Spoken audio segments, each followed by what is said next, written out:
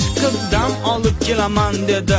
Men o'ylabman bollarni kichkina bolacha deb, keyin bilsam u bollar ho'kizday bollar ekan, zdarovi bollar ekan, bagati bollar ekan. Onamga dardim aytdim, orqalarim qichirdi, neudobna bo'lardi gapirayotgan paytim. Onam kiyiming yech dedi, ko'ylaging kir bo'libdi, qalbingdagi bu dog'ing ko'ylagingga uribdi.